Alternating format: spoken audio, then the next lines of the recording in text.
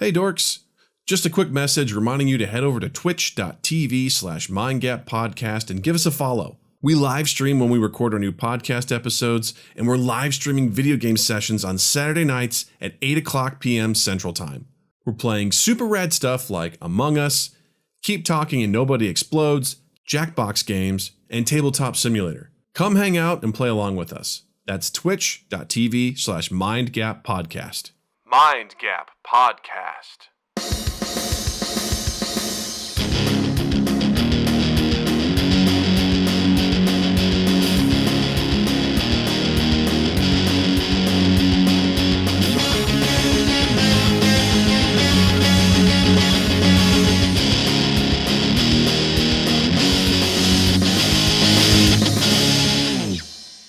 Welcome to Mind Gap Podcast, everybody. I am Doug.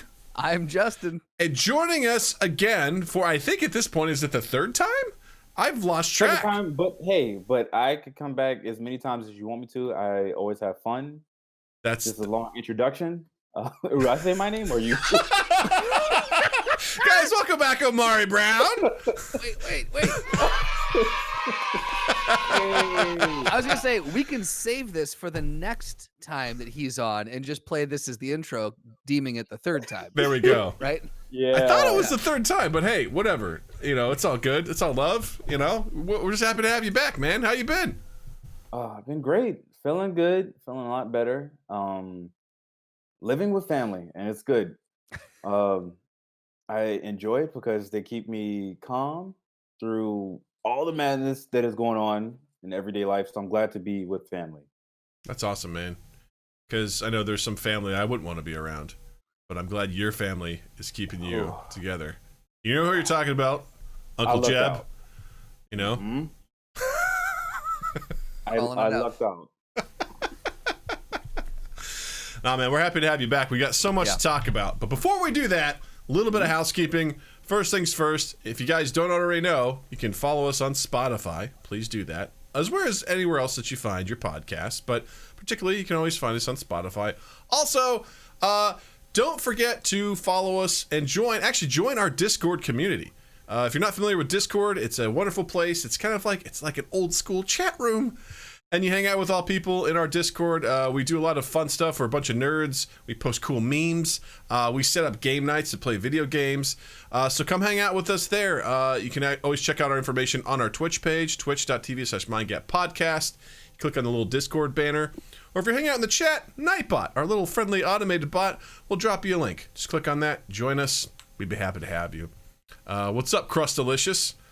That's someone who, for anyone who's listening, that's someone in the chat. So I wasn't calling Omari or Justin Crustalicious, but maybe Doug I should. has developed this weird tick that he does now where he just randomly shouts out names he makes up. Hey, high five, Slagathor! You know, just whatever we got to do.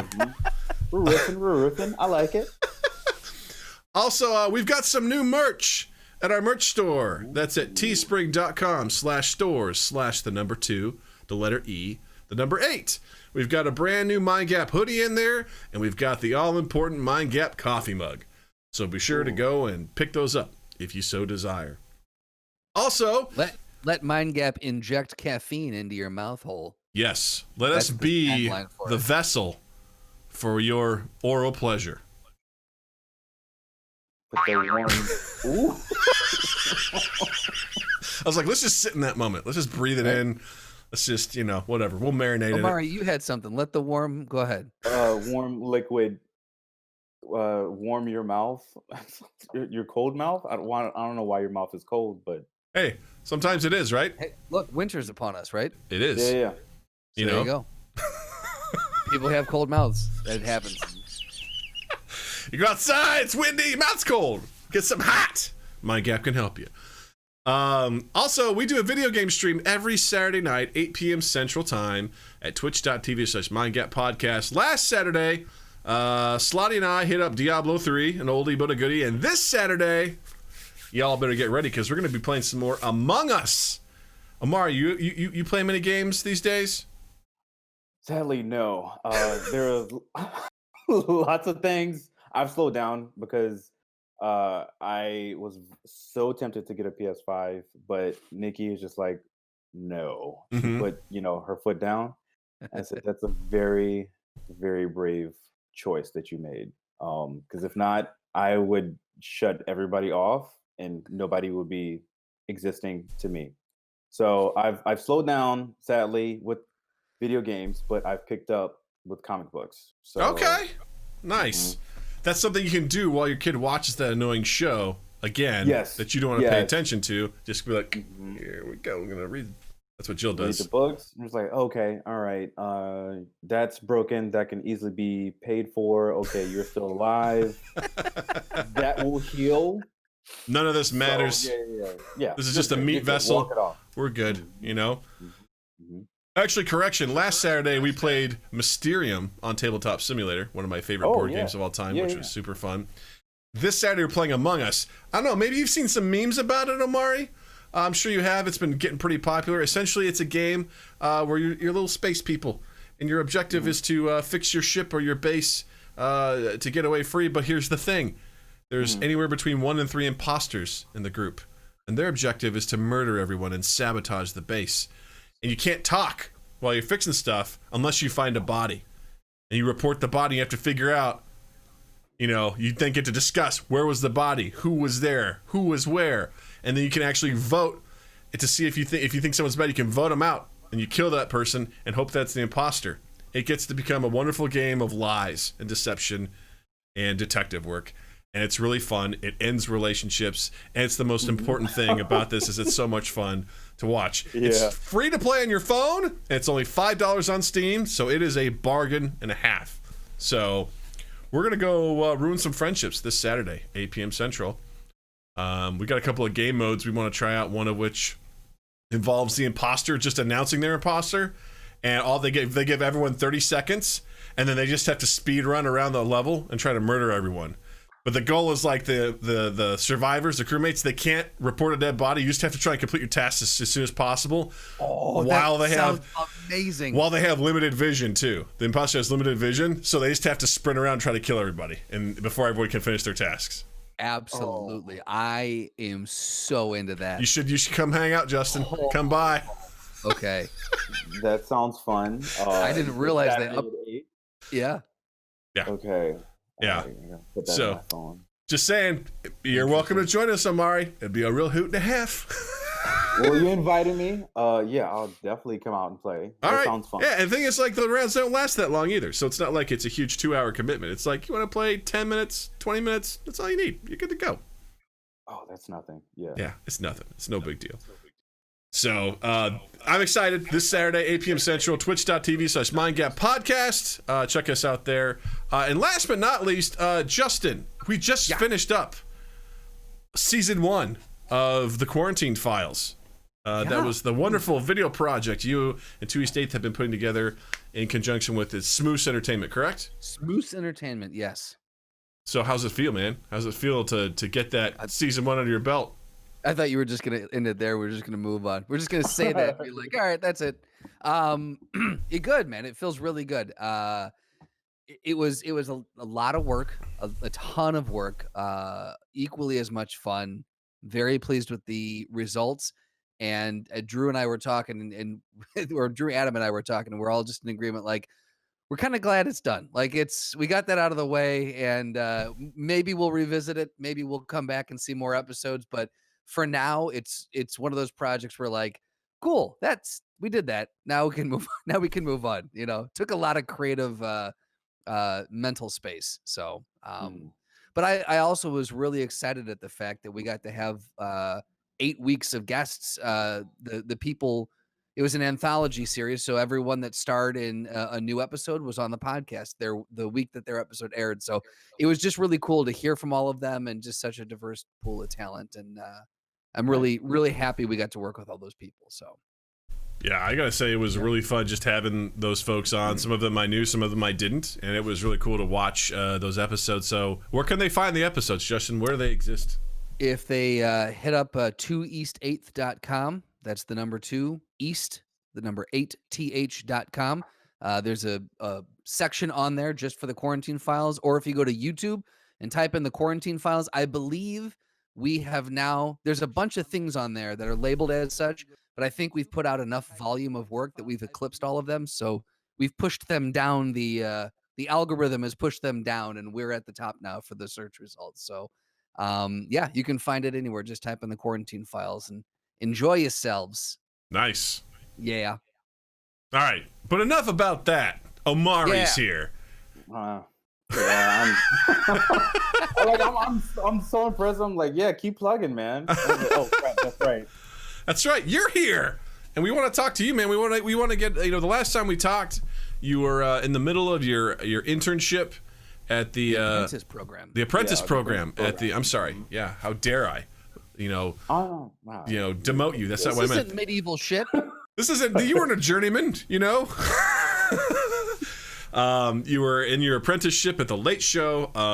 You told us some great stories about how you met Stephen Colbert for the first time and just what it was like being a part of it. And why don't we just start there? How's life? How's life on the show? What's new? Life on the show is good, and still like I'm impressed and amazed how like everybody puts together a show even during quarantine, because going in nobody knew, like, okay, going off of, I hate to say it, going off of Trump's words, we'll be back in shape by like April, June at the latest. So it's like, all right, we're gonna tinker some work in the working from home.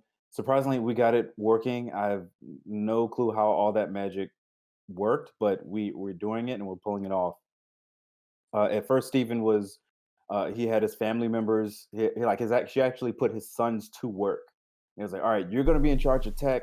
You're gonna be in charge of like Dad, I major in accounting. I have no clue what any of this stuff is. So, and he put his wife Evie in charge of production too. So it's fun. Love that. So yeah, everybody was put to work. Even his dog sometimes. So this is crazy. But yeah, it's been fun. I finished the Apprentice program. And I got that call like that Thursday before my final week in the program, like, hey, would you like to be hired full time? I'm like, oh my God, yes. Because I was like, hey, boy. Surprise, motherfucker. Yeah, that's the kind of call you want to get, That's exactly, yeah. I was definitely surprised. Just going off of social media and seeing all, during just people getting laid off, and I was just like, okay, let me prep myself, and start applying for other jobs just in case. It was fun while it lasted, it was great, but yeah, they were just trying to figure out where to put me, because usually, if we weren't in a pandemic, a lot of people would, be going off and get promoted or just go to other shows out in LA or other shows in New York. So they were just like, okay, nobody's leaving right now. So where can we put him? So because we really like, Omari. So they right now I'm in the footage department, which is very fun. It helps me out. It helps the show out really because of my production background. Directing a lot of news hour shows, and I get to use my comedy chops as well. So like when writers say, "Hey, can you pull this clip? Trump said this, and he's wearing a red tie." Yes, it's very vague. I could just pull it up on this archive site. I was like, all right, red tie. He said this, right? He said, yes, cool, found it. He said it June 12th, 9:00. This was on CNN. Is this? Yes, this is perfect. Can you pull just 20 seconds of that? Pull that, send it to the writer. They write out that joke using that clip. I pray that, it makes it to the monologue, because therefore they not wasted, Right. Because it's just like, oh, it takes a while. Because he's like, I think Trump said, we're coming back, or I went to the store. I'm like, that doesn't, I don't know. Okay, I'll try. I'll try. That's amazing. I've always wondered how that works when people, like, especially like when I first started thinking about it with the Daily Show, because they use so many clips of that stuff. I always wondered how, and especially with Colbert, with the Colbert Report, and now this, he's kind of brought some of that sensibility over.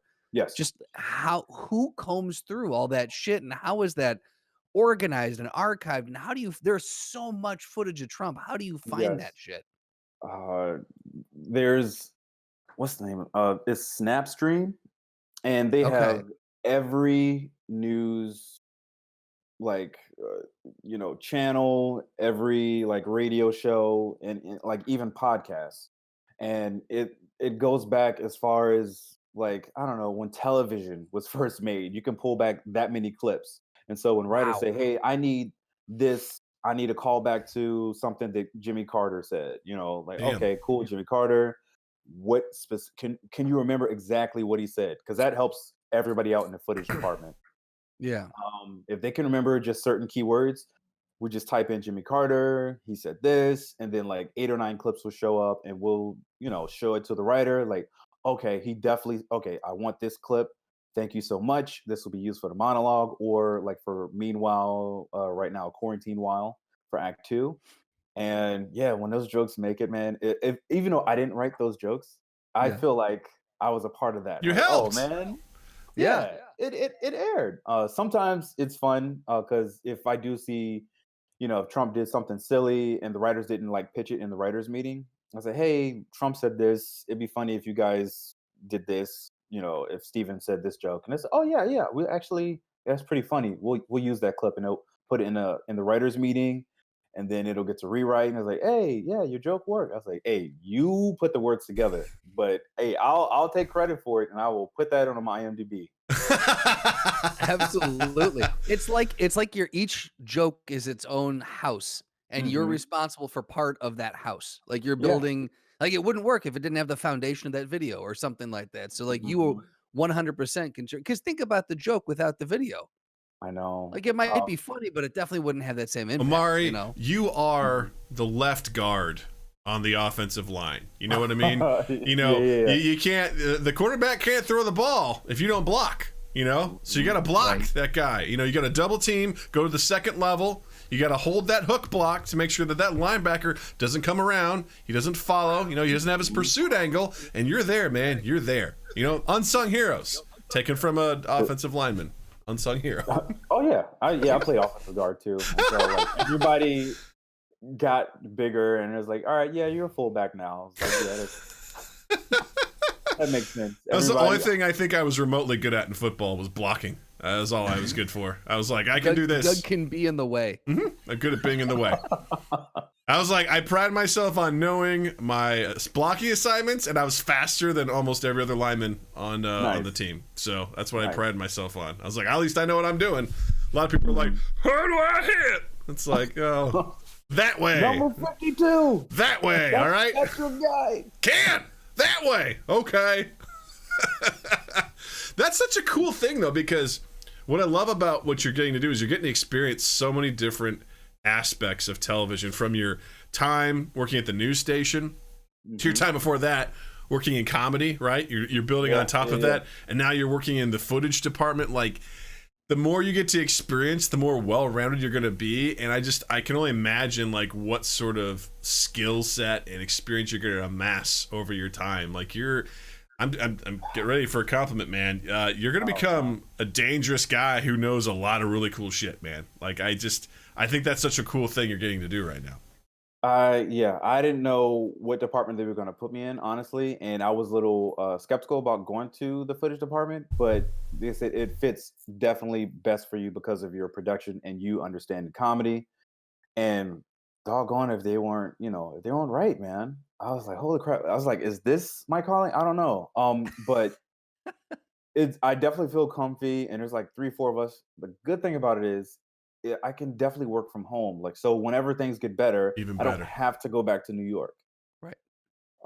It's great. I love working in that department, and it's cool to be in the writers meetings and it's not so much pressure like as being like a staff writer, which I'm still, that's the goal. And I always express that. And it's like, hey, there's an opening.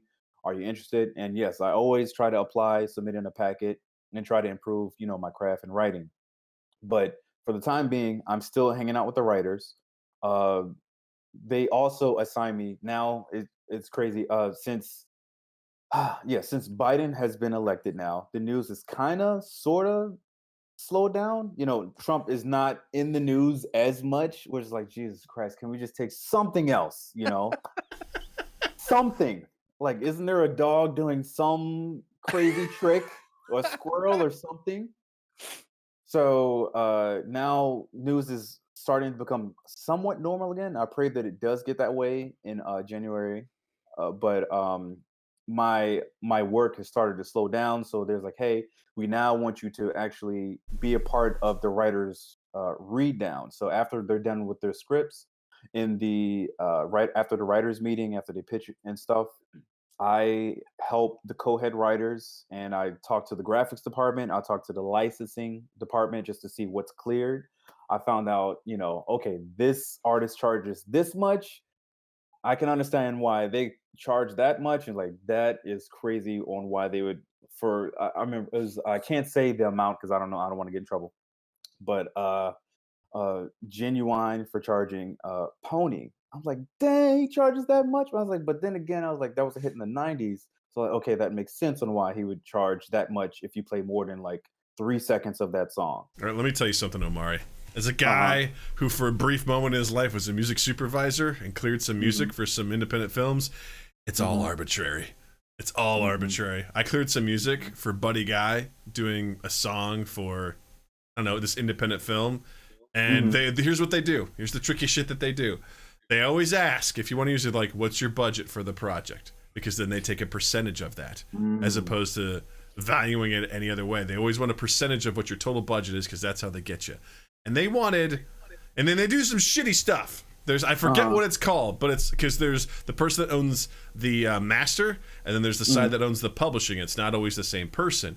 And what you do is you go to one of them and you say, how much is this going to cost? They'll say like $25,000. And then they'll tack on something that says, I don't remember exactly the phrase for it, but it means like, if the other side goes higher than that, then that's what we're going to go to as well.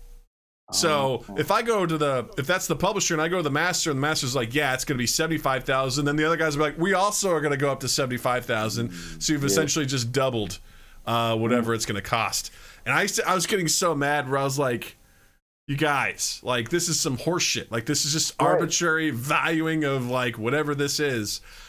So I get irrationally angry when I think about it because I'm like, I mean, how do you put a value on a song, right? How do you put a value on Genuine's Pony, right? What is the dollar amount that goes to that song? Because it's like, for what show? For how long? Is it diegetic? Is it non-diegetic? Is it in a trailer?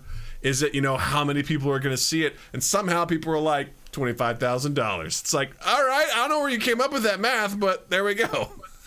Sure. I was like, that's what they said. And I feel so bad telling the writers, like, yeah, we're not going to get it cleared for this song. Or like, hey, we got it cleared. And then the joke would get cut. And I was like, oh, well. So, yeah, I'm experiencing that. Do you have to still pay the money if the joke gets cut? Do you have to still pay the... No. Does that deal go through? Okay. Yeah. I was going to say... You better tell the writers, hey, look, no, that joke does not get cut. You paid a buttload of money for this song. Then I'm in the wrong industry. Because that's all I need is a whole bunch of hits. Yeah, right. Like, yeah. Right? Because that's the thing, too, is like what gets really scary is when something like a writer or a director is like, well, we'll just put a song as a placeholder. It's not clear, but it'll be the placeholder. And then they fall in love with the placeholder. Yeah. And they'll pick something really popular, something really well known, like a Rolling Stones or a Beatles are like, this is just going to be for right now. We're not going to really use it. And then all of a sudden they're like, we have to use this song. It's like, you don't realize how much it's going to cost. Like, we can't do this. It's like, we got to use it. So it gets really dangerous when you kind of like design something around, like the crux of it is something like Genuine's Pony. You're like, we can't really go with anything else. Like, this is the thing that's going to really sell the joke. Surprisingly, legendary groups and artists like that, say like Rolling Stones, they don't charge that much. And I was like, okay, because you got a boatload of money, you know, and even if they do get that money, they'll give it to some charity donation or whatever. But like, it's definitely different and a side I've never even seen, like working in this, department. I was like, holy crap, that's right, you do have to pay these artists. You got to get this cleared. This has to be legal. I was like, oh, this is hard. This is just, I don't understand how any of this. I just want to do jokes. just jokes. I'm fascinated by that stuff too, just because it's like, how do you put a value on something like that? How do you, because that's the thing too, is like, you have to clear like, what's its usage? Is it just for TV, or is it all media for just this time period or forever? And you know, I've talked about this before, but there's a reason why certain like TV shows don't make it to DVD or any other streaming service, because they cleared the rights just for TV, and they didn't clear those rights for anything else. Married with Children's a big one. You won't find that on a DVD or streaming anywhere, because the opening credits is, you know, Love and Marriage by Sinatra. Right.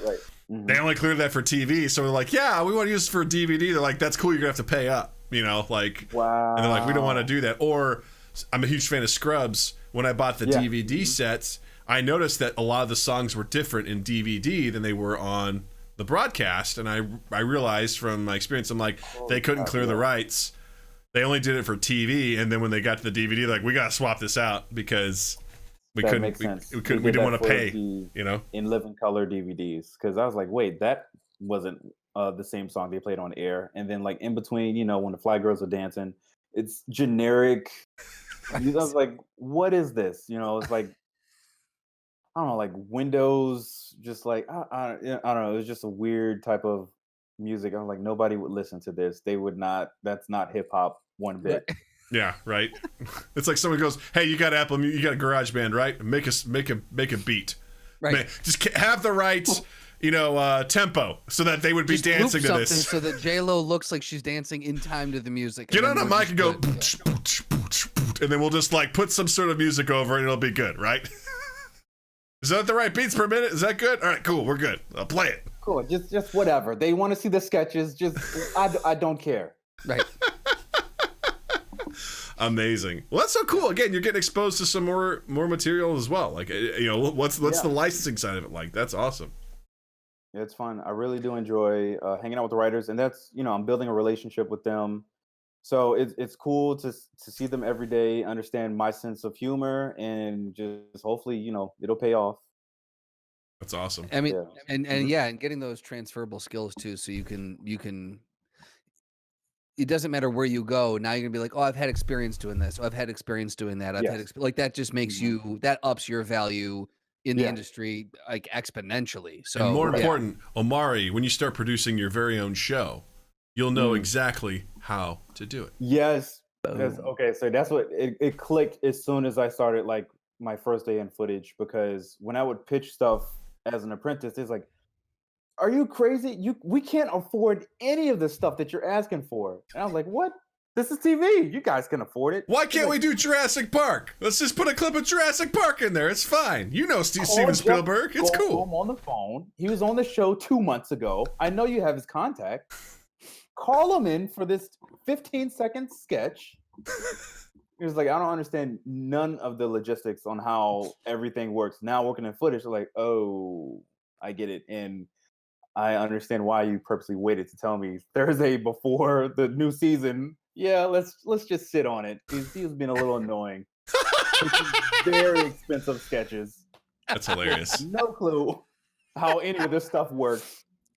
Oh, that's amazing. I honestly, I have to say, if I were plopped in the middle, I'd have had the same idea right now. I'm like, yeah, well, why can't you just, well, you know, you're on CBS, so you can probably just pull any CBS show, right? You guys have all the rights. Great. Let's just do that. Like, that's how my mind works. Yeah.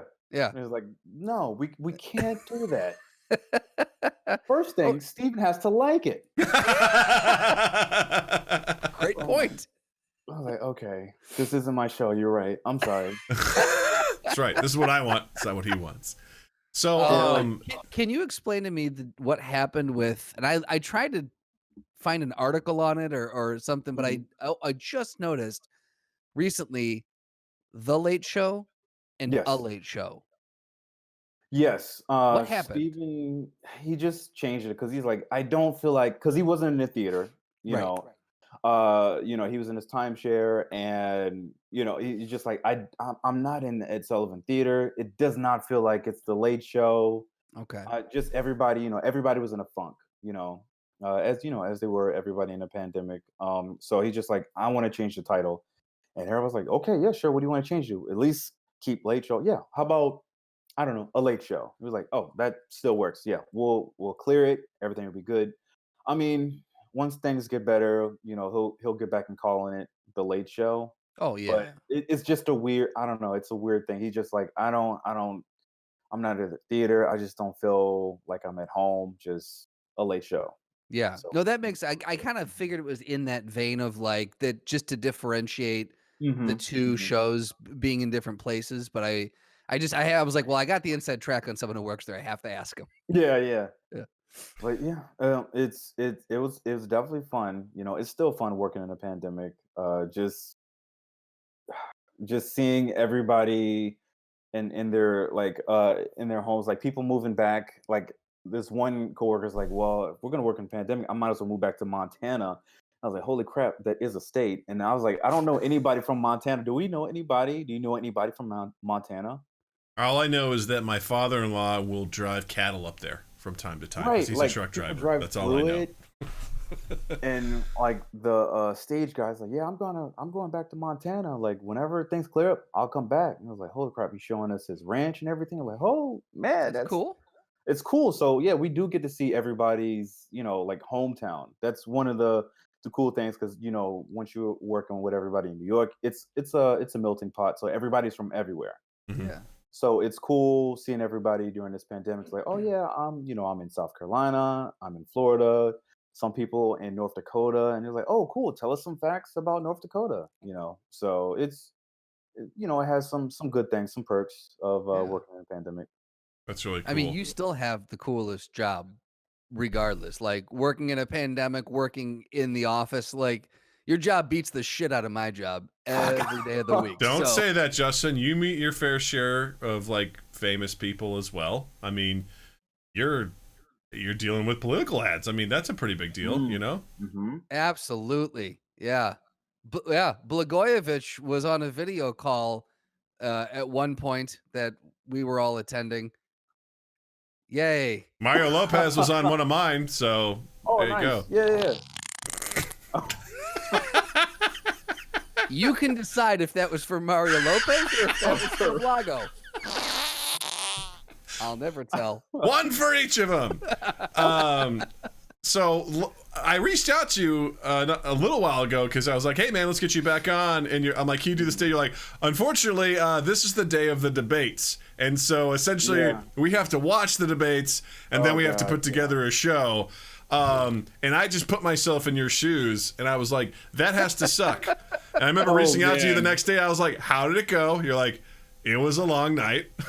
Yeah. What was that like? Like having to, because first of all, I couldn't watch that. And that was the first debate too. Like I couldn't watch it. Like I was just like, nah, I'm sorry. I'll catch the highlights tomorrow. So knowing that for the sake of comedy, you've got to watch it. You got to sit through that. Like what was that like from a perspective of like, we have to mine this for comedic material? So the head writers and the producers had to give us a pep talk. Like we were working at Target on Black Friday. They was like, guys, listen up. We're going to get through this. It's going to be fun. We're doing it for comedy. We're getting paid. I was like, oh. And, in the footage department, we need you guys for clips. So you have to sit through it. You can't skim through any of this stuff. And it was very long, even like for both parties. It was just like, oh, I'm very interested to see what Biden and everybody has to say. It was like, Jesus Christ, we got to sit through this entire, even the credits. And like the writer's like, oh, can we joke about the credits and the I was like, no, just go straight to Biden. Can we just do that?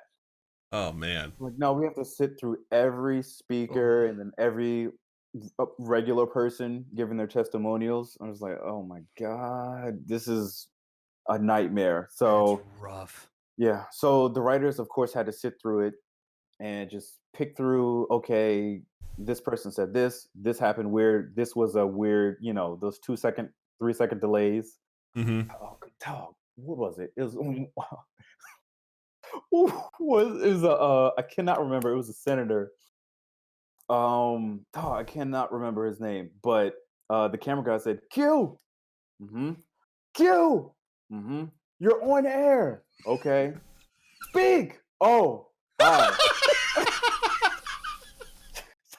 Oh my God. Guy's like, Jesus. What? Speak. Use your mouth. The prompter. Oh, yes. Okay. Yes. Like, oh Where's the camera? God. There it is. Okay. Oh God. We have to talk about this.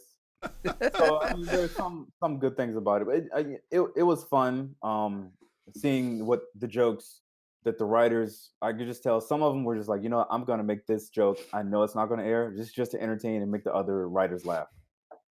And those are the funniest ones, but we can't air it because of CBS. If it was Comedy Central, totally we'd air those jokes. Yeah.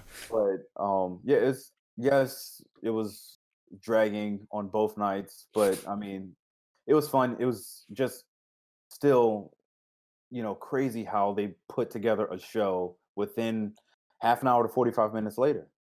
It's like, okay, we're going to talk about this chunk and put this together. The sounds of that just gives me anxiety. It's like listening, people are like, man, SNL, that's my dream. I'm like, no, thank you. That weekly thing, that sounds like a nightmare to me. I don't have the skill set for it. I can't write that well. I can't memorize shit. And I'm not a good actor. So that's obviously not for me. But when I hear about, it's like, you basically work Tuesday through Saturday. Was it? No, it's like Monday through Saturday, right? Basically. It's Monday, 30, and then in the middle of the week, you're up for 36 straight hours writing. And it's just like. I feel like that's worse I love SNL, but like working all week, hoping that your sketch makes it, and then bam, it gets cut for time, or just, sorry, the host didn't like it, or this didn't fit well with the show, compared to working on a late night talk show. You deal with it every day, so therefore, your joke gets cut, whatever. Hey, tomorrow.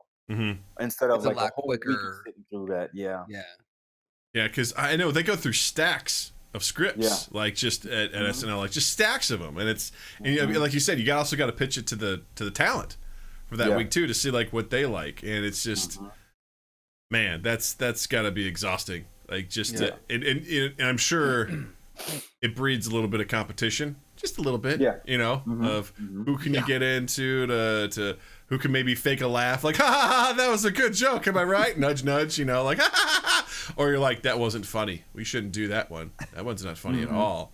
Just that whole environment to me, I'm like, I'm good. I don't I'm learning a lot on pitches and stuff in the writers meeting. I'm like, okay, because sitting even in Zoom, like hearing them pitch stuff, I'm like, oh man, that's hilarious. Oh, let's see what the producers say, and Stephen says, and being in footage, we have to sit and stay after the writers, and sometimes they're like, okay, that's going to work for tonight's show. Okay, this won't work for tonight. It'll work on Thursday. It's not so much of a hot topic now, but it is in the news, so we'll talk about this. There's other times the producer's like, I don't know what the fuck that was. I don't know if I can curse or anything. Of course. Yes. Okay. Yeah.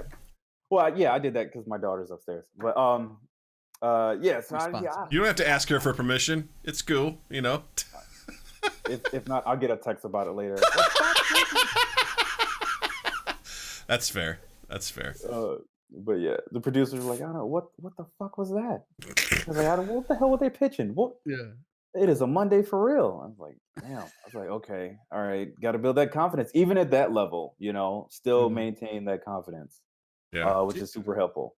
Just to be able to sit in that room though, and just kind of absorb all that and learn through observation. Just again, talk about, someone made a joke in the chat, but like talk about an actual masterclass. Like that's in rejection. You can't buy that kind of like it's just like you're learning exactly what does and what don't ever do this, because you get to see the producers afterwards. You're like, I never want them to talk about me that way. So I know what not to do. Writing all this stuff down. That's so good, man. I'm fascinated by the idea too of like, it won't work today, but maybe in a couple of days after it simmers, we can then talk about it again. Like that just takes a lot of great knowledge and understanding of how information builds and when's the right time to strike on it. And we're still kind of learning that on this podcast too. We have a wonderful producer who will go through and try to find some topics. It's like, this was trending over the weekend, I don't know if it really has much life left in it, because we'll record on Tuesday, we'll release it on Thursday. It's like, so we're still just sort of trying to figure out that stuff as well. I can only imagine on that level of it's like, this has to be relevant to people when they tune in to watch this. So we got to pick the right time and the right placement so that it has the largest impact. And there's people in the research department. Those people also have to look up. And I mean, that's a great job, but that's definitely not something I wanted to do. We're like, okay, this was trending on Twitter. A lot of people did this, or this show did that, so we can't talk about it because we don't want to, get in trouble for copying and all the other stuff. So I was like, crap. So yeah, I'm definitely learning, a lot of the ins and outs and what to do and what not to do. So yeah, moving forward, it hasn't stopped me from pitching stuff, but now I was like, okay, now I know the protocol on what to pitch and what I'll need for this sketch and when is a good time for it to shoot it, produce it, and for it to air. All right, question. What's the one pitch you're really proud of, and what's the one pitch you still have nightmares about? You get in the shower and you're like, you turn around and just you're by yourself and you're like, why did I pitch that? One pitch that I'm very proud of, which was very, very close to making, was I pitched who's going to be on the show, Pharrell, and then I pitched again for Lena Waithe. Both shoe fanatics, like just love all types of like sneakerheads. And I was like, oh, you know what? Something that one late night talk show or like any of them, they don't have is their own official late night sneaker. This is not only for the sneakerheads, okay, but this is also for the comedy nerds. Yeah. Like, boom. I was just like, oh, what about the Colberts? And they're like, hey, that sounds dope. We could talk to Nike. We could talk to. I was like, we got access to talk to Nike. Hold on, can I be a part of that meeting too? Right. I was like, can I get a percentage or a stock or something? And it's like, yeah. Let's pitch it and let's see what we can do. Lena Waithe said she was totally down to do it, but then because she was promoting at the time Queen and Slim, and up until the time we had to do it, I now working in footage understand all the legal stuff that goes on behind it.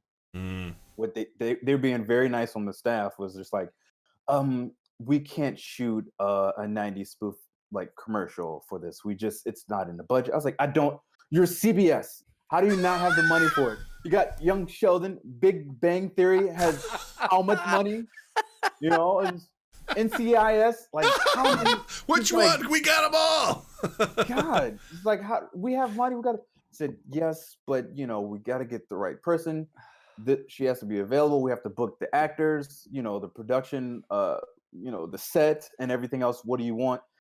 And I'm like, man, I don't know. I just pitched this stuff to you. That's your job, And and learning, I was like, oh damn, that okay. Oh God, these people are so nice to me. Yeah, they're so nice to me. So like, okay, now I get it. And it came down to just Lena just being burnt out and tired because she did Fallon earlier that night, which was going to tape later on that week. And she was doing The Breakfast Club, Funkmaster Flex, a lot of radio interviews. So she was very burnt out and tired by the time she got to the Late Show. She was like, next time. I was like, I ain't gonna be no next time. But I was like, yeah, thank you. That was my first big like, oh my God, this is my first like sketch. And this is like me like a month and a half in of working on the show as an apprentice. So I was like, oh, this is amazing. Yeah. So that was my first like loss. I was just like, oh my God. I was like, is this how it feels? And the writers was like, hey man, it happens. It is okay. You're still on the show. You can pitch again, that same pitch to somebody else. And it'll work out. Don't stress about it. These things happen. Like 5 of my jokes got cut from the monologue. And I could write 20 jokes that could be in tomorrow's show. So I was like, yeah, you're right. So that it was definitely a wake up call. Like, all right, just be happy where you are, be thankful, and try not to piss too many people off of not understanding all the stuff that goes behind pitching stuff. But I guess. One pitch for Thomas Lennon from Reno 911. All right, so Thomas Lennon cloths. So like he made a very bad investment in linen cloths. He thought it's like, oh yeah, this will make a lot of money. And so he's just pitching like, "Hey, please, anybody buy these linen cloths." And like just to look at everybody's face and like I apologize. I was like, guys, yes, and motherfuckers, yes, and. You're like, no, own it. I thought it was a good idea. Yeah, Thomas Lennon cloth. You guys, you get it though, right? Like this guy has a real good thing with puns and names. I like where he's going with this. It's gonna be good. I did. What's the guy? Ty Burrell from Modern Family. Yeah. I was doing like, I don't know, like tie-dye ties, like to wear to funerals, and it was like, dude, what? I was like, hey man, I'm just seeing what sticks. They're not all gems, ladies and gentlemen. All right, they can't all be gems, okay? Right. Dude, but yeah, it's fun just seeing, the stuff that works. Like, oh yeah, we'll definitely do that. Just like with the Black Future one, I was like, what? You like that? Yeah. Okay, yeah. All right, let me actually write it. And then other times, it's like, Jesus, Omari, just what else you got? So, dang, I'm going down a rabbit hole of like every let me see, Neil Patrick Harris.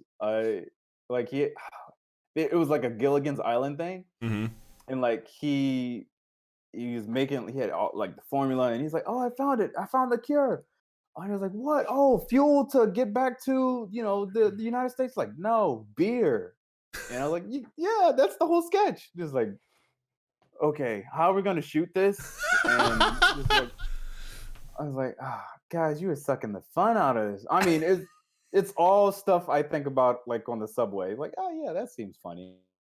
Those are the best ones. You're like, if I had a limited budget, what would I do for this thing? And it's like, oh yeah, it's like logistically, that's not realistic, but it'd be fun.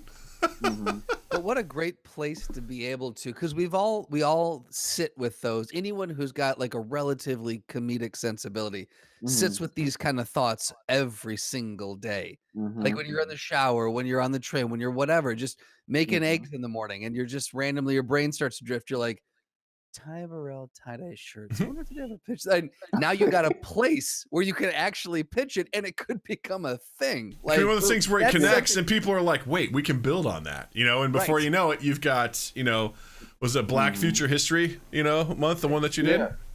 Dude, yeah, I just again, it was just like a shower thought. I was like, what about this idea? And it was like, oh no, we could do that. Come to the writers meeting and pitch that. Just because we don't want it to die. I was like, okay. I pitched it. Stephen and the producer there along with the other writers. The writers are laughing. I was like, okay, that's a good start. Producers are just like, okay, yeah, that's funny. I was like, is it though? He's like, no, we can work something with that. I'm gonna pair you up with these other writers, and we can make this happen. I was like, cool. And again, I've already dealt with that first loss of me pitching with the sneakers, so I'm just like, TV is weird, man. You just never know. You can make it all the way up to the top to like something being aired or shot, and you're like, oh, at the last second it could be cut. So I'm just like, all right, if you want to do it, I'll do it. I help write, and cut to, it aired, man, the day before my birthday. I'll never forget that. That's so cool. It actually aired on my birthday because it aired after midnight. So I was like, holy crap. So yeah, it was definitely a good birthday gift for me for this year. Then 8 days later, COVID happened. Yay! Worth it. Like, worth it. Yeah. Oh yeah. Yeah.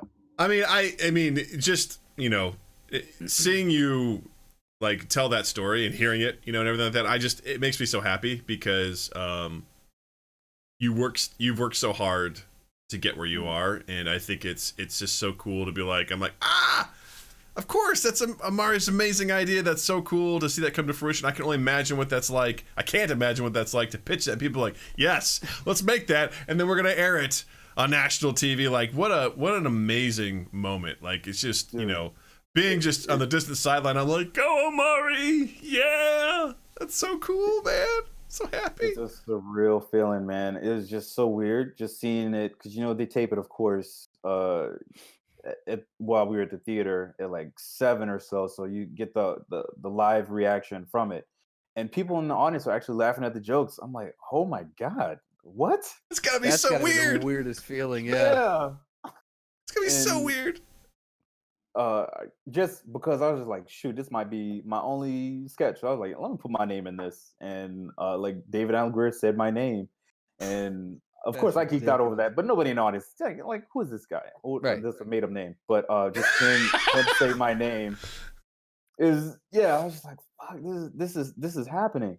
Yeah. And then after the show taping, the producers, meet up again.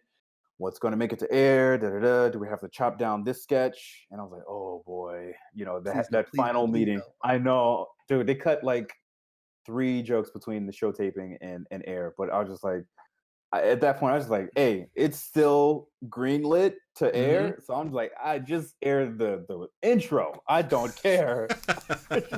Something. Right. But yeah, it was definitely a good feeling. Just like, tag, like, yeah, it paid off all those years. That's awesome. That's so cool. I wanted to ask you. You talked about the debate one, Mhm. the debate show, the election coverage, the Showtime special. Yes. What was that like? I'm assuming you were working with people on that as well. Yeah, definitely working with the footage department, just helping out pulling. Oh, God, because it was live, so we had to reach out to CNN and a couple of other news stations to make sure we got a couple of clips ahead of time that maybe we could air. There's promos and teasers that we could put in the show. The kids' questions we taped, of course, the week before, setting up questions to have for the show, for the interview, as well as what B-roll, footage to air throughout like the interview as well as throughout the show. So it's very fun. We spent more time on that Showtime show than an average show day. So it was great, but I don't want to do it again for a while. So it took its toll. Like, I need to recoup. Yeah, it was like, after the Showtime taping, we're gonna have a 3-day. I was like, oh, just okay, I'll take 3. But Stephen, like the research team, again, kudos to them. They had to look up all information in all 50 states. Wow. Of Better Know About It. And just like random facts about this city, like, hey, Idaho, did you know this and that? Hey, go out and vote, go on this website. So we bought like 50 some websites for each state, and geez, I had to look up all the information and tape all that stuff in between show taping. So it was definitely long hours for everybody, including Steven. So for him to keep that energy the same time, so like, okay, this day we're gonna shoot for 10 states today. It's like, and the writers had to come up with funny stuff for that. Oh, writers, you're not done. We gotta write stuff for the for the states. So wow. Yeah, So it was. everyone was looked at to just like kick up the output level. Everyone needed to double up. Yeah. Wow. Talk about a great team you work with, though, for everyone to rise to that occasion. Yeah, it was definitely fun. We enjoyed it. My daughter surprisingly made the cut for that in kids questions. That's amazing. That was fun. We submitted a couple of videos a couple of times, but let's see, at the beginning of the pandemic, she freshly 3, so not a lot of words were able to for her to articulate and stuff. So they're like, we don't know what she's saying. We're gonna have to add caption. Well, she won't be added for this one, but this time she was very clear, and I was like, oh, that's awesome. She made it. That's so cool. Mm-hmm. Amazing how that changes that vocabulary, like yep. that vocabulary, Yeah, it's pretty interesting. It's crazy how good words come from the mouth. Speak words when you age. Yes. Right? Yeah. So I want to ask you something, because I heard a very interesting idea on another podcast on Monday. It came from Two Bears, One Cave, and it was for the Bert Kreischer and Tom Segura. Two Tom Segura is one of my favorite comedians, and during that, Bert Kreischer, he's a bit of a wild card, but he was talking about how he was doing some sort of interview on another show or something like that, and he inadvertently shit. Like, I guess he didn't mean to, but he kind of like was talking shit about Kevin Hart. Yes. You know what I'm talking about? Oh, no. Oh, Kevin Hart. Okay, my bad. No, go ahead. What you think I was going to say? Where were you going? Yeah. Oh, so I just finished watching the Comedy Store series. Yes. And he was like shitting on that. He was on Joe Rogan's podcast. He's like, yeah, I'm doing some stupid documentary about the Comedy Store. He goes, they should do a documentary about the Comedy Store. They're like, dude, aren't you in that? He's like, oh, wait, I'm in that. I'm the director. He said, oh, yeah, I knew that. And he like literally just got done taping his. And I think Rogan was like, "You just got done taping it, man. We're all on it." Yeah, Bert's a bit. He forgets stuff. Yeah. But go, I want to hear this one. So his point was he was commenting on the fact that Kevin Hart always talks about how hard he works. You know, he's a hardworking guy, and Bert's not disputing that. But he goes, I also just wish that some of these guys would mention that they also got lucky. He's like, because, you know, his point was that he gave examples of himself. He gave examples from Tom Segura. Tom Segura gave examples of how essentially there were key moments in their career where they got lucky that helped them get where they are.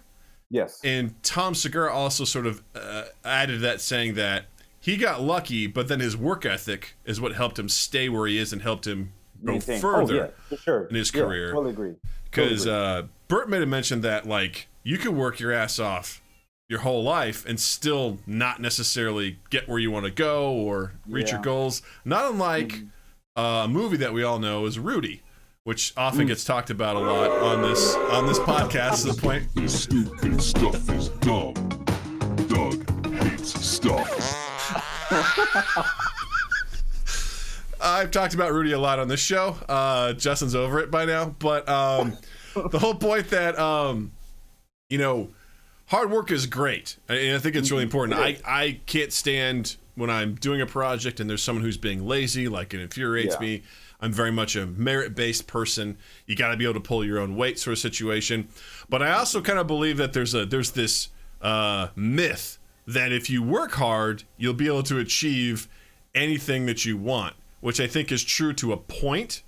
But then I think also what Bert was saying is, Bert goes, I just want to hear these guys say, I got lucky.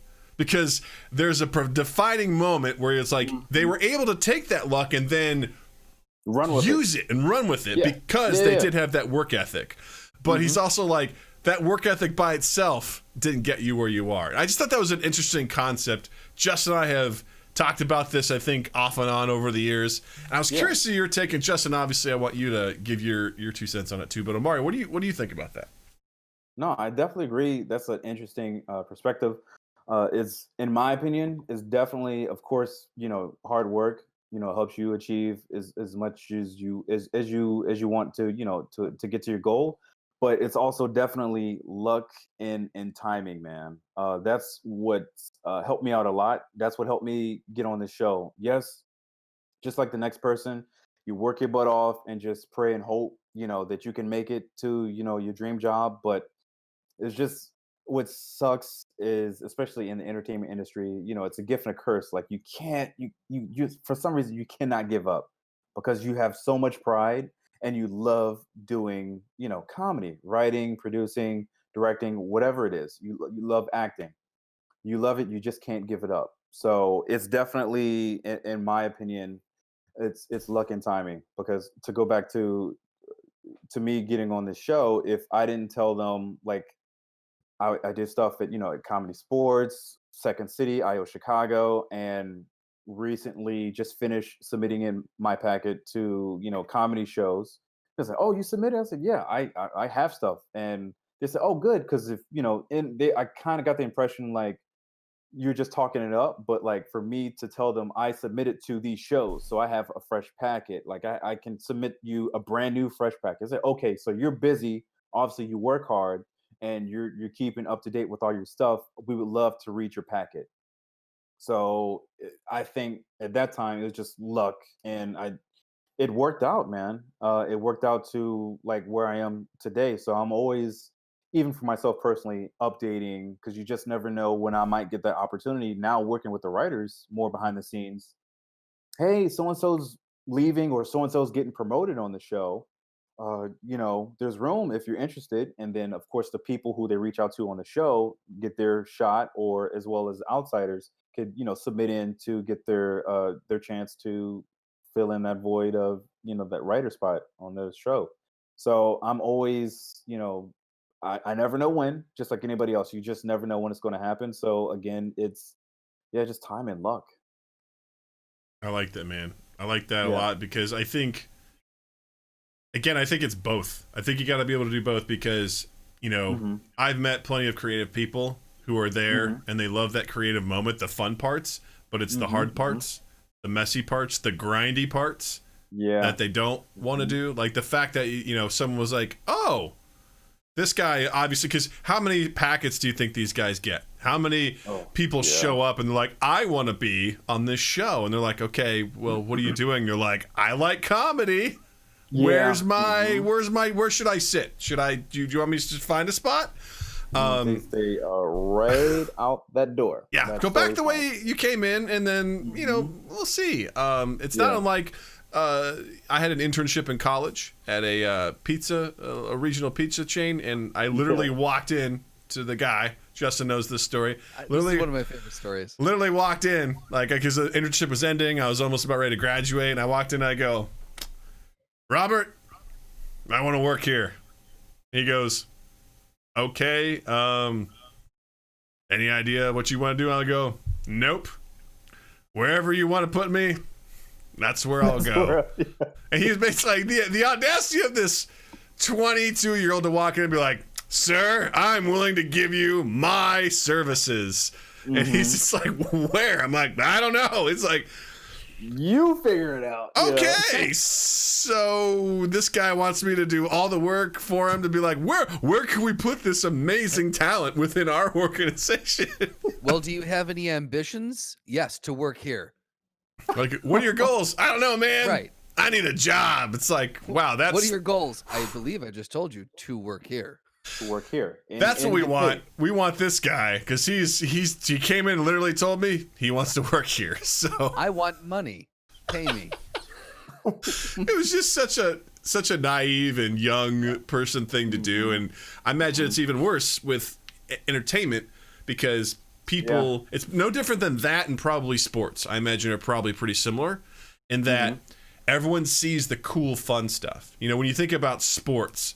You think you see the touchdowns, you see the dunks, you see the grand slams, you see all those moments. You don't see all the work that goes up to those moments, the grueling day-to-day practices, the idea of the intellect you have to have, of the IQ you have to have of that sport. Like when you watch sort of like, the behind the scenes and some of this football stuff, and they're sitting there in these rooms for hours upon hours dissecting an offense or a defense. And it's so complicated at that level, and the physical shape you have to be in, and everything, like your nutrition. It's like, that is literally your job, and you have to come and you have to bring it, or someone else is going to take your place. And the idea that, people can just see that and be like, that's what I want to do. They see a comedian. They see Stephen Colbert. They're like, I want to do that. I want to host a late night TV show. It's like, okay, do you know what that takes to do that? Do you have what it takes? And are you willing to, build 50 websites and put in extra hours to come up with jokes, for those websites for this election? Are you willing to sit through a debate? Are you willing to, it's like all these things. Are you willing to be like, and I'm not saying this is you, but what if someone was like, really didn't want to be in the footage department, right? Like, no, I'm a writer. This is what I do. I write. It's like, well, we've got footage, and they're just sitting there like, I shouldn't be in footage. I should be somewhere else. Like, do you understand what it takes, to go behind it? And so about that, in that scenario, I was looking at it in like a writer's perspective. Okay, I'll be in the writers' meetings and I can talk to them, and they'll be talking to me about stuff to pitch for them. So I was like, I can easily build a relationship with these writers, and that goes a long way the next time, you submit. So yeah, just things happen, in your life for a reason. You may not be ready for the writing staff. So like now understanding everything and working in footage, I was like, okay, now I get all the science and the format on how everything works and structured for the show. Now I get it. It's like, yes, you're great. Everything you pitch is it's amazing, it's funny, some stuff. But now you understand everything that goes on. I was like, damn, fuck, like it's right in front of my face. Yeah. And I'm so thankful. Like I said, it worked out. It worked out well, man. For me being on footage. So if to that made up person to step up and say, no, I'm a writer, good. You better be really good at what you do, sir or ma'am, because yeah. And in sports and entertainment, I think oftentimes ego outshines knowledge. Yeah, Like the people get caught with that ego, and it's like, yeah, but you don't have the knowledge to back that up. Sure, I know you think that you can do it, you want to do it, you may have the drive to do it, but you know how? Do you know everything that goes behind it? Because the reason that Jordan was so good is that he sat and he studied the game. The reason that any of the greats, the comedians, they grew up just consuming stand-up, and they learned they dissected comedy to the point where it wasn't even funny, and it was a science. Like you got to know how the thing works that you want to do. Well, I think that's what's so cool about the Comedy Store documentary too, is that you get to see guys like Jim Carrey talking about how they ate shit, Right at the Comedy Store. Like that's my favorite one, where he did so bad he went and just like put himself in the piano for the rest of the night, and then at the end when everything was closing, he finally got out. He finally got out as like a final to the bit. He's like, all right, can I come out now? Because I was so bad. Like just knowing that all of those great people start somewhere, right? Yeah. And not everyone's path is the same. And just, I think at the end of the day, and I think also going back to the luck factor, I think it's almost like double or triple needed in things like entertainment and sports. Because I think in your typical day-to-day jobs, luck is definitely there. I'm lucky that I worked with a guy at a hotel who was working on creating his own production company, to the point where I was he brought me in as a music supervisor. Like, I was lucky. I worked at that same hotel with Justin's business partner at 2 East 8th, to the point where he got a job somewhere. He was able to get me a job and get me out of the hotel.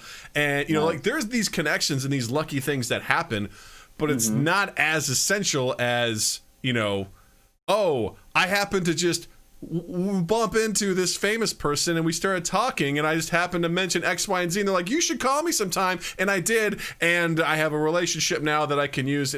That sort of stuff is like what it is, right? Fairy tale. Yeah. Jesus, yeah. Stuff like that could happen. But yeah, no, I totally get. I totally get what your point. Yeah, Justin, what do you think about this? What do you think about luck and hard work? How does it come together? I think they go hand in hand. Yeah, that's true. Just gonna play the whole thing out. Nice, I love it. We're committing to the bit. I love it. All 10 seconds. Yeah. Yeah. No, I think it's nuanced. I definitely think that luck and skill, or luck and the grind, I guess we'll say luck and the grind go hand in hand. Like you've got to, kind of what Bert said, you've got to be able to grind it out. You've got to understand what hard work is. Then once you catch that break, your hard work then kicks in, or not kicks in at that point. It continues because you've already been doing it and you know how to make it work for you. Those who don't work hard, once they get into it, I think that's a common, they're like, oh, I want to do this thing. And then they get the chance to do the thing and they're like, oh, fuck, this thing's hard. Yeah. I thought it was just all kind of like the, as Doug was saying, like, I like all the dribbles. I like the assists, I like the passing, like I like all the cool shit. Yeah. A jersey's I like nice. all the serves. I want a car, like I think people see that and then they get into it and they're like, oh, fuck, like, Kevin Hart does, he is the hardest worker of the room, or so-and-so, outshines everyone every time they go anywhere. And that is learned through the grind, through the hard work. But Mhm. I definitely think that, yeah, like we talked off mic, Doug and I, about how even if you catch the lucky break, and even if you are a hard worker, that's not always a recipe for success. So there's a lot of fucking factors that go into it. There's Mhm. just there's that untangible thing too. It's like you said, Omari, the timing too. Is it the right time? Like, Yeah. did you catch that lucky break? Are you a hard worker and you caught that lucky break at the right time? Yeah. You know, like it's all these things. Like you look at someone like the Beatles, like they played for 10 years, just shit clubs up in Germany, and they auditioned for every or submitted to every record label in London. It was a comedy record label that took a chance on them. So, Wow. and at that point in time, people were hungry for a new sound. So it was Mm. hard work, it was luck, and it was the timing. Like all of that just kind of came together, and now you've got one of the most famous bands in musical history. But if Mhm. one of those three things was not there, Yeah. you'd have gotten, one hit wonder, or you never would have heard of them. So Yeah. It's a it's such phenomenal a point. fickle in this industry specifically. It's just so fickle. You don't know what's going to work, Exactly. Yeah. To use a gross corporate term, Justin, that's a nice call out. We talk a lot about these gross corporate words. Why do you ruin things all the time with that? Justin, let's double click into that real quick, and let's norm up on it, okay? Stuff is stupid, stuff is dumb. Justin hates corporate words. Justin hates Doug. But the idea of I'm a firm believer of like you need to be prepared for when that moment happens. You got to be able to strike, because I think especially in things like entertainment and sports, like I said, there are countless people just waiting to get a spot somewhere. So when you get that opportunity, you got to be able to do it. You got to be able to do it well, because if, and this can be used, poorly, but if someone is difficult to work with, right? That can obviously be used to, blacklist people this because they don't like it. But imagine, you get someone who's a pain in the ass, or is lazy, or can't show up on time, or any number of things. It's like, why are we even bothering? I could call 10 people right now that could easily come in here right now and do this job. So like, why am I sitting here with you? So I definitely want to, reiterate too. It's like, if you do get that opportunity, you better be working your ass off, because you want to be undeniable, right? You want to be the funniest person because you've worked. You want to be the best musician because you've been playing those 10 years in those shit clubs and you've mastered your instrument. You want to be the strongest, the fastest person on the team.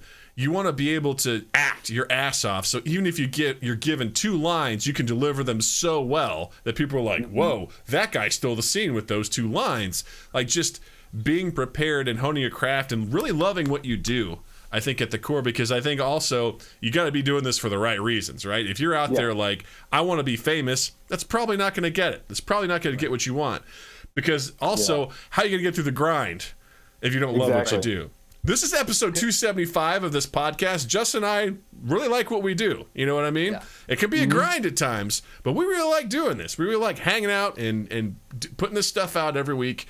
This is fun. And it's like this. We do. It's part of what we do. If we were sitting there going like, how come we're not top of the charts on iTunes right now? This is bullshit. It's like, hey man, there's a lot of podcasts out there. All right, there's a lot of Twitch streams out there. Like, there's a lot of things, and for us, it's like, are we having fun every week? Yes, cool. Then let's keep going.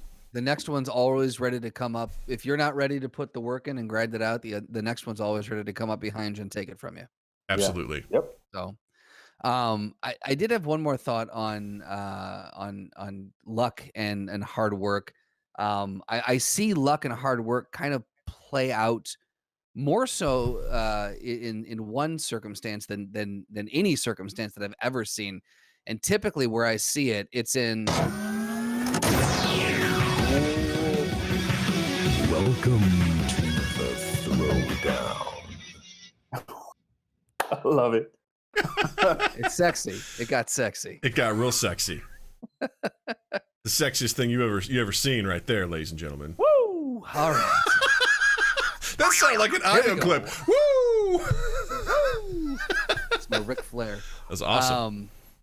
So, Doug, you got your voice ready? Oh, my voice is always ready, baby. Here we go. This week's throwdown is Stephen Colbert versus Jon Stewart.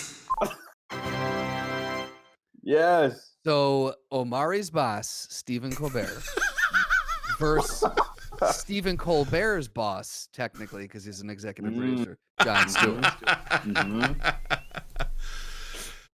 All right, so So obviously Omari says Jon Stewart. He hates Stephen Colbert. So you could see, for the listeners, you couldn't see Omari's face. He was like, ha, I didn't say that. It didn't come out of my mouth. I'm kidding. I'm kidding. He loves you, Stephen. We all do. Because Stephen obviously listens to our podcast. He's got he has time. nothing better to do than listen to two fucking idiots on the air. Anyway, so Jon Stewart versus Stephen Colbert. Omari, I think we know which way you're going with this, but why don't you kick us off? Okay.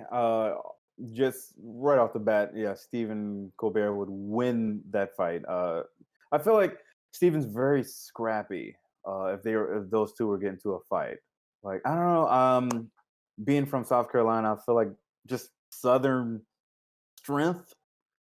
Just like I'm about to rip my shirt off. Come on, let's get to the backyard. Let's get into it. Let's fight.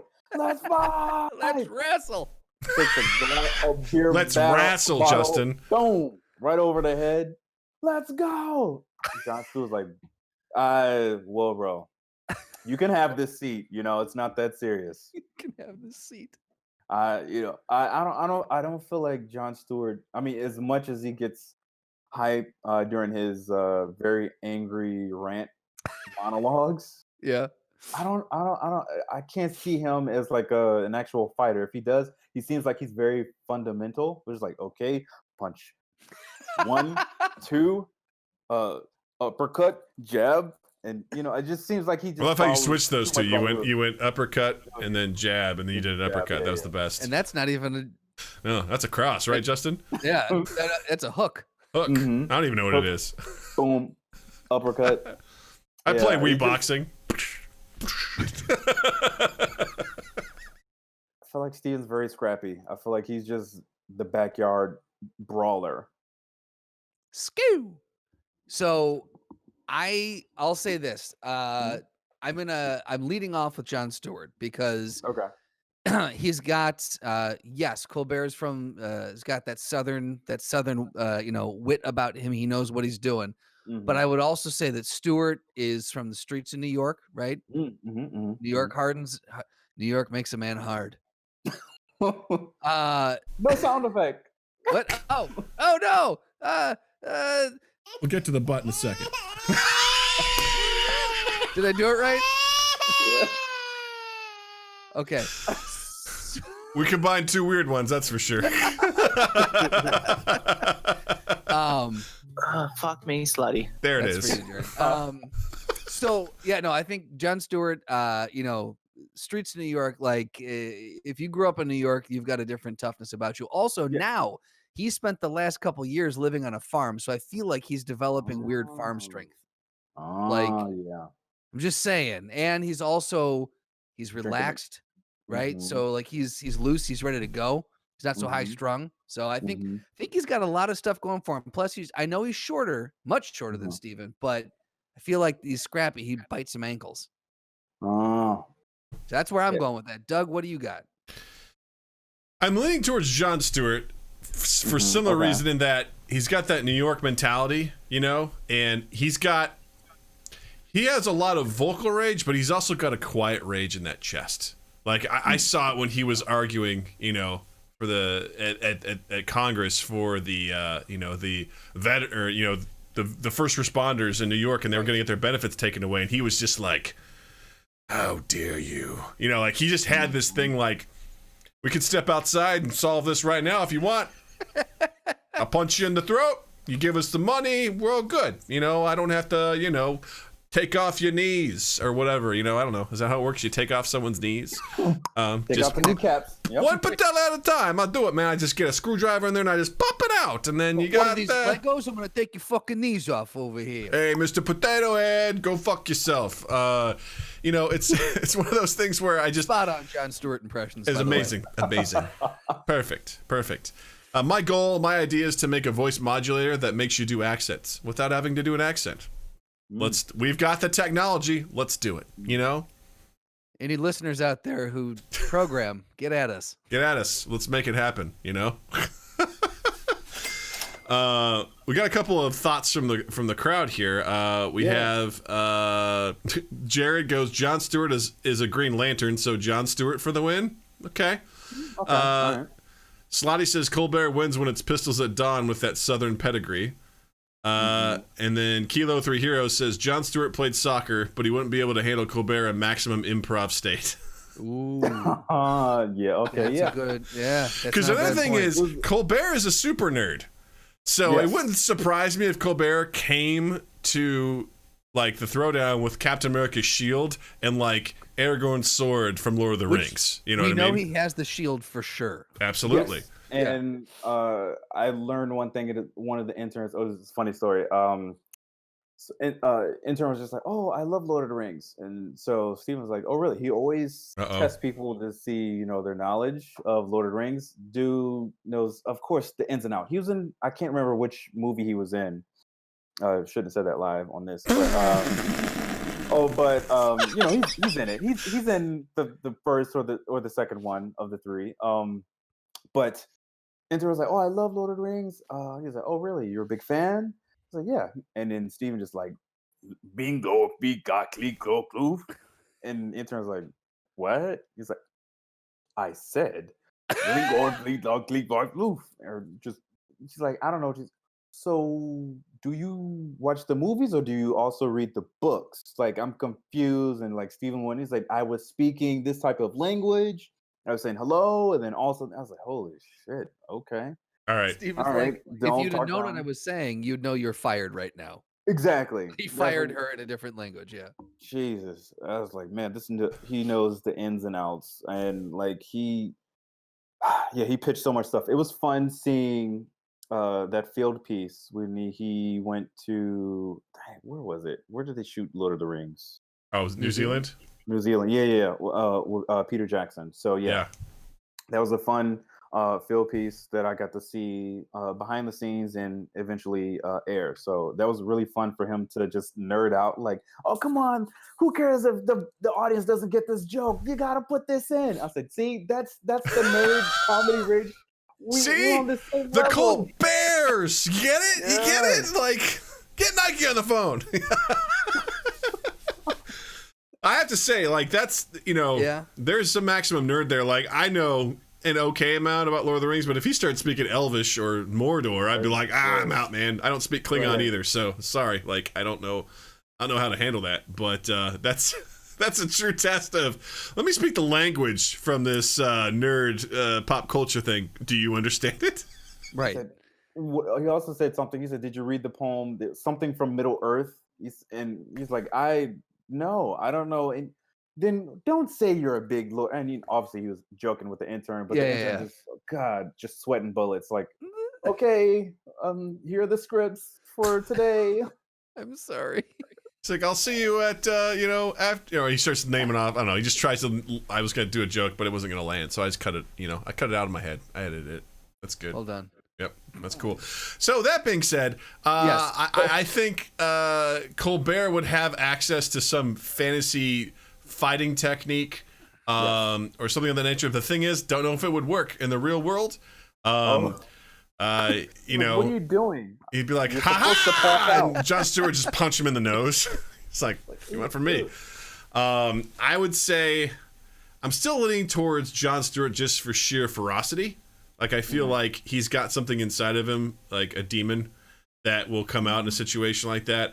I think Colbert has a theatric nature to him where I don't think it would work on Jon Stewart. I'd say in some situations, sometimes we could argue that this person would get in the other person's head, but I think they're equal. They're on equal footing on that ground, like Very as far as equal that for goes. sure, because Stephen with his improv, that his history with that, and then like Jon Stewart with him being from New York, I feel like they can really get in your head, and I also have to like snap out of it. When living in New York, just seeing people walking in the street on the subway or just waiting for the train is like, all right, do not talk to this person or do not believe this person.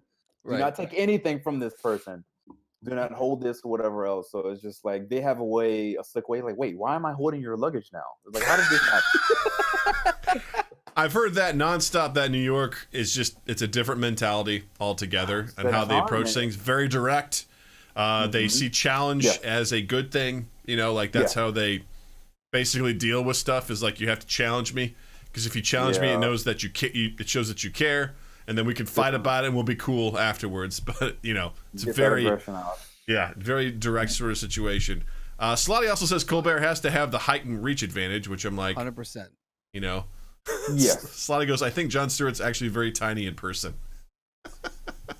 Steven's actually taller than Jon Stewart. So, yeah, he definitely has that. That is powerful. That's a powerful thing. You get those underhooks. Jon Stewart is 5'7". Okay. And Stephen I think he's Colbert 5'8". Height is 5'11". Okay. Okay. Well, yeah, he definitely 4 inches. If I've been told anything by my wife, 4 inches makes a difference.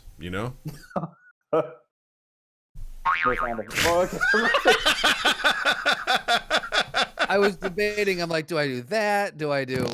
I don't know. I will haunt your butt. All sorts of good stuff. Right. All right, so oh man, that physicality actually makes I'm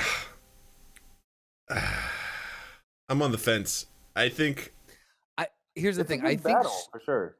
I think Stewart, if Stewart had stilts on and had extenders on his, if he were in an exosuit, you make him seem like he's half the size of Colbert's Andre the Giant or something. Guy. Yeah, I don't know. He needs to be in one of those suits from Edge of Tomorrow. Yeah. I don't know. I feel like the height.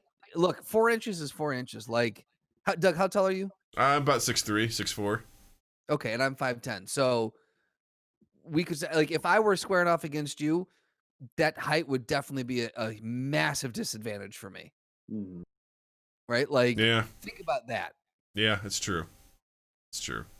How many? So how about this? So Stephen has a lot of brothers and sisters. So obviously he knows how to fight, having that many brothers. You're fighting for a lot of stuff. That's a large assumption, Omari. That's a big assumption.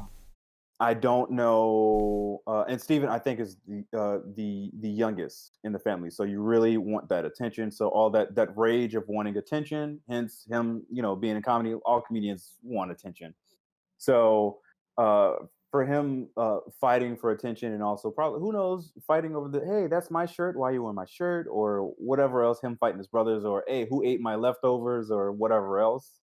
I don't know how many siblings Jon Stewart has, but I feel like Stephen definitely has practiced maybe fighting his siblings. So it's like, all right, my older brother taught me this move. Bam, bam. I don't know, the rock bottom, the Stone Cold Stunner. He is the second of 4 sons. Okay. And Lawrence. Yeah. That sounds like the start of a fantasy novel. He is the second of 4 sons. His older brother Lawrence and younger brothers Daniel and Matthew. Fight for control of the kingdom. Yeah. All right. Oh, yes. Stephen would. We got to make this decision here. All right. This is harder than I thought it was going to be. I have to admit. Yeah. All right. I think I'm going to switch over to Colbert. I think Colbert would, if you ran 100 simulations, I think Colbert would win 60% of the time. I'm begrudgingly going to switch my vote over to Colbert. My heart says Stewart, but just to end this, I'm going to say Colbert. But my body's telling me Colbert. Colbert for the win! We did have one more that says, why not a tag team, Colbert and Stewart against McConnell and Graham?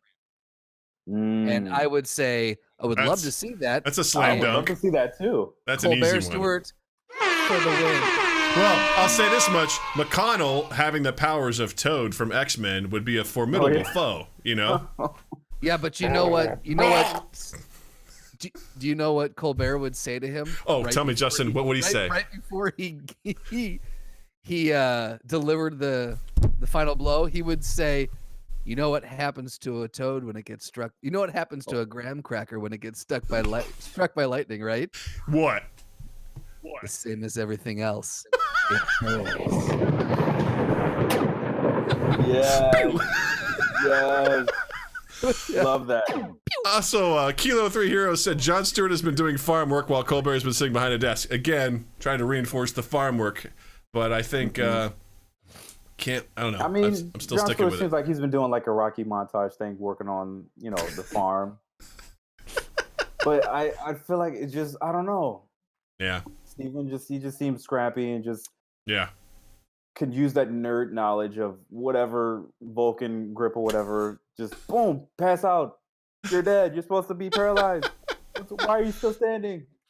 And I just love it. improv his way around, and Jon Stewart could just use the New York street smart. He's gonna go straight at him. He's not gonna have strategy, and so that could work to his disadvantage. Yeah.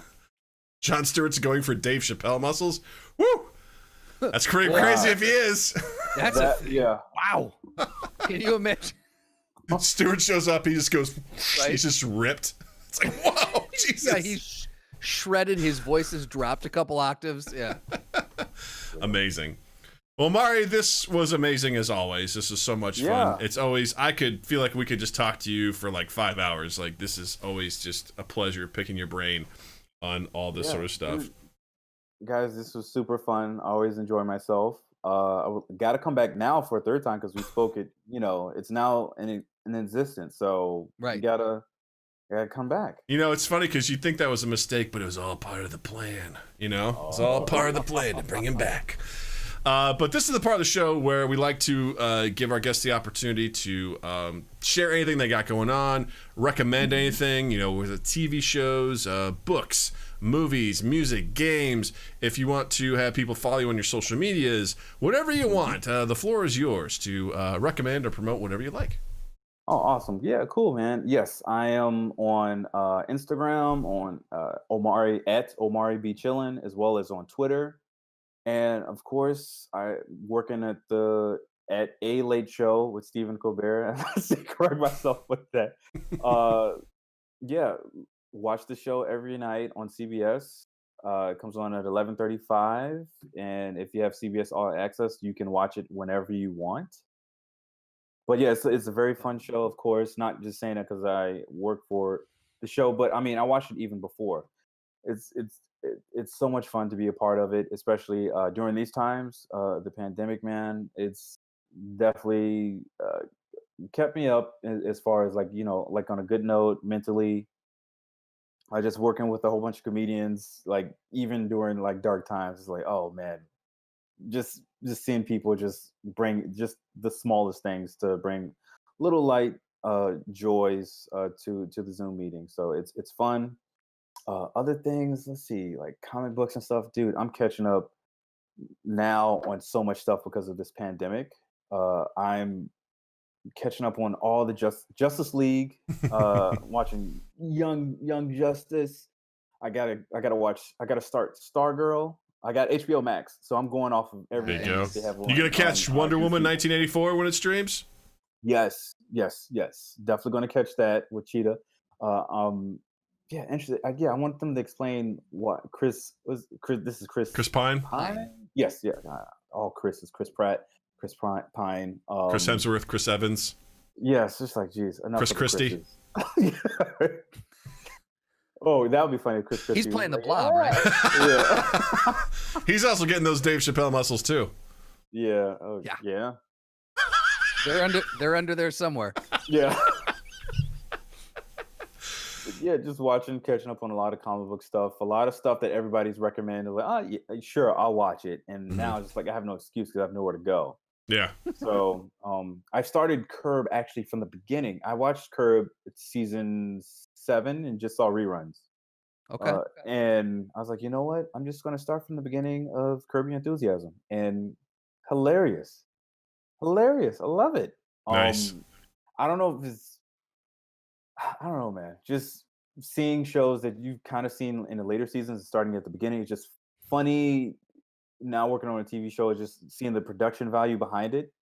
And just like, oh, this is so simple for them to put this together. And just also the premise and how they set everything else up in the show is just fun. Just like the little comedy nerd in me, just critiquing like, oh, so that's how this works. Oh, how this is how you form a regular script, and this is how a pilot would be. So it's definitely fun. I'm watching a lot of stuff, so It's amazing getting a peek behind the lot of curtain stuff. to see like, oh, Dude. I get how that works now. Mm-hmm. That's awesome. Justin, what do you got to recommend? So I've been on a Sorkin kick. I am rounding out the last couple months of. I did a year of that masterclass, and so I was watching some of his writing ones. So I watched Moneyball, and I've been dipping my toe into The West Wing, and I would highly recommend both Moneyball and The West Wing. It's Sorkin's got a very unique, very Sorkin style of writing and how he does things. I find it really interesting, and he's a very weird and awkward guy to listen to give his masterclass. So if you can, get your hands on masterclass either through a regular way or a pirate-esque way, I'd say go ahead and do it and see. I'm not saying pirate it, but I'm just saying, get your hands on it. You have a pirate sound effect that goes, yo ho, a pirate's life for me. Yeah. It's just interesting to listen to him talk about his methods and how he does, why he does. But again, really awkward dude. He's so much more comfortable on paper than he is speaking, and it's just fun to watch him kind of squirm as he's trying to figure out. Like, you can just see him like, I wish I could just write this in a book and like give this to you guys. But no, Moneyball was really good. I thought it was great, and The West Wing is. I'm 4 episodes in, and I'm starting to understand now why it was such a cult hit with people. Why it was so popular. So yeah, Doug, what do you got? I don't have much, man. I'm trying to think of like what I've been doing, and it's mostly been doing D&D nonsense. I'm DMing a group, and I'm writing wild stories for them and giving them campaign-breaking magical items, which I'm regretting. But I'd say if you haven't, check out Among Us. Again, it's free on your phone. It's $5 on Steam, and it's a really cool game that we're going to be playing this Saturday on the Mind Gap video game stream. So check that out. It's worth it, and I highly recommend it. And speaking of that, gang, don't forget to follow Mind Gap on all social medias. That's your Facebook, your Instagrams, your Twitters. Find us. Follow. Don't forget to also check out our YouTube channel. We post full video episodes there, as well as highlights from our streams and the podcast itself. And if you haven't checked us out on Twitch, please do so. Twitch.tv/MindGapPodcast. Drop us a follow and just come hang out with us. We like to stream a lot. We have a good time. And also something is Discord. Join our Discord. Justin, what are you doing online these days? Well, I'm hanging out over on Twitter and Instagram. You can hang out with me if you follow at Justin_Michael, spelled Mikel. It's the fun way of spelling it. And while you're in the all-man realm, following all of us, you can also check us out on Spotify. And did you think you did a voice with that? No, I didn't get to it in time. Got it. I just didn't know. I wanted you to have the opportunity if you wanted to do it. Yeah. No. I'm not. The moment's Apple gone. Podcast, Google Podcast, all the places where you can find and consume the podcast. Go ahead and share us around, rate us, subscribe, review, all the things we always ask you to do. The big one is the sharing. Please just copy the link, share it out to your friends. It means a shit ton of a lot, and we'll love you forever. And then 2east8th.com/mindgap, and then just keep an eye on all of 2 East 8th stuff. You can catch up on the quarantine files that we just got done putting out, and you can hear about when we're going to be putting out our Sid Penrose and Life and Death. Nice. That's so good. That was an organic one with the mouth. Spotify. Nice. Did I get it? Did I nail it in time? You got it. Omari, You got it. thanks again so much. It's Yeah, always a thank pleasure you. having you here. You're always welcome back. We'll definitely do this again soon. And And one funny behind the scenes story. Yeah. So speaking of West Wing, when they had the reunion show on the Late Show a couple weeks ago, so like most shows now, in Zoom or shooting remotely, you do the audio check. So Stephen does this thing before, says to the guest, okay, I'm going to say my name and count to 3, and so he says that to the stars of West Wing. So it says, Stephen Colbert, 1, 2, 3, clap. And then he says, I want you guys to do it. So everybody got it besides Bradley. He said, wait, so you want me to say my name or your name? You can say whatever you want to say, Bradley. It's up to you. Just say a name and then 1, 2, 3. I said, okay, Stephen, Late Show, 1, 2. Wait, hold on. What do you want me to do? And he's like, so just seeing that, because like since working, remotely, I'm so used to seeing it every day, and that was like the first I've ever seen somebody just struggle. Okay, so hold on. So on 3 or after 3? No. Hey, you're overthinking it, bud. he's so patient. Overthinking it. Yeah. Say name, count, clap. We're good. 1, 2, 3. Just say name, count to 1, 2, 3. Well, if everybody else said it, well, no, not everybody's in the same room as you. You see, you're in. You're okay. Can we? We still Everyone's have to do it? video just Okay. starts clicking off as people are sitting there going, ah! Everybody's like, "Oh my god, just end this." He said, "Just End it. okay." Bradley, just say your name and then count to 3. It's easy. Okay. Stephen, Bradley, 1, 2, 3. He's like, "Hey, you know what? That was good. We did it. We'll take it." Yeah. We'll figure it out. Oh man, that was Amazing. Yeah, that was Amazing. Well, Omari, thanks again for being here. We appreciate you. Yeah. We appreciate your time. So glad you're able to join Thank us. you guys. And Justin, thank you. Douglas, thank you. Twitch, thank you. Listeners, thank you. And you all have a dandy fucking week. Mind Gap Podcast.